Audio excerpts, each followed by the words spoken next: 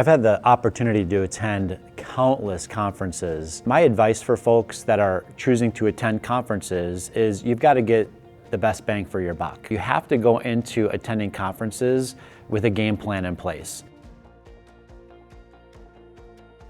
One of the best VIP moves that I would suggest for anybody that's attending networking events is find out who's going to be there first. Schedule in-person one-on-one meetings with those individuals while you're there at the event. Now I know who I want to target that's going to be at that event, and we're going to schedule a quick 5-minute catch-up or a 15-minute, sit down or a lunch, right? I do that intentionally because, again, I want to maximize my experience. I want to maximize my exposure at the event. Beyond that, it's really important that, of course, you find a, systematic way to exchange contact information with one another. You've got folks that like to still carry around business cards. You've got folks that like to use iPhone technology in order to be able to share contact information with one another. The secret recipe is it's all about the follow-up afterwards. So finding a way in which you're going to go back home again and not forget about all the amazing contacts that you made at the conference. Life gets busy, work gets busy, right? But finding a way that you can continue to further nurture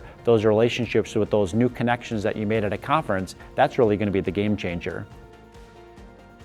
Sometimes when we attend conferences, those conversations can seem a little bit like we're robots, right? Or systematic, or the individual that we're meeting is trying to get something out of us versus providing reciprocity back. So it's important that when you have conversations with people that you've never met before, number one, have to make it personal. People invest and people do business with people that they know, like, and trust. Right? Well, in order to be known, liked, and trusted, you have to be willing to be vulnerable, okay? In a way in which establishes a meaningful connection with one another. Go beyond talking about the weather and let's talk about our personal lives. Do you have children, for example? Are you married? What do you do professionally speaking? What are your hobbies? What are you interested in, right? It's those types of conversations that allow us to build a bridge with that individual so that we can then further take that conversation to that next level.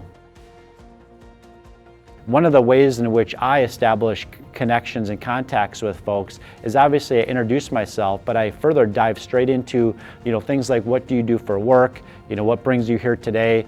And when you ask the question about what somebody does for work, that individual is now more than likely going to ask you what you do, which gives you an opportunity to open up, that conversation about investing in private equities through real estate syndications. You definitely need to drill down what your 10-second infomercial is going to look like. I simply let the individual know that I partner with investors in real estate. That's my 5-second infomercial. If we're going to add more to that, I partner with investors in real estate opportunities that we source through value add business plans. And we're looking for investors that have an interest in diversifying outside of Wall Street and into Main Street.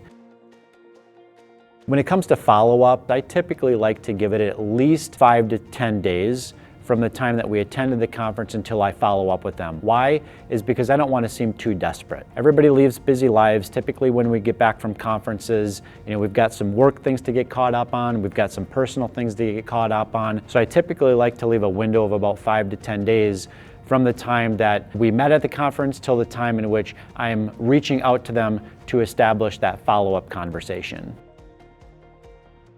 There's all kinds of other ways that I have personally developed in order to be able to, really connect with more people and really feed that funnel on the top end. A couple of examples are, I like to attend grad parties and weddings. I view those as massive networking events and opportunities. Just this past year, I attended a couple dozen, grad parties because I had a graduating senior, and I raised $1 million in capital just because I was attending those grad parties. But there's other creative ways as well, whether you're going to political fundraiser, and it doesn't matter if you have a left foot or right foot, you're just going there to establish more connections with people that actually have money. And oftentimes those political fundraisers or school fundraisers, for example, they're chocked full of people that may potentially be interested in partnering with you on a deal. When it comes to networking, whether it be events or other creative ways in which you're able to get in front of others, is you just simply have to show up. Don't make excuses.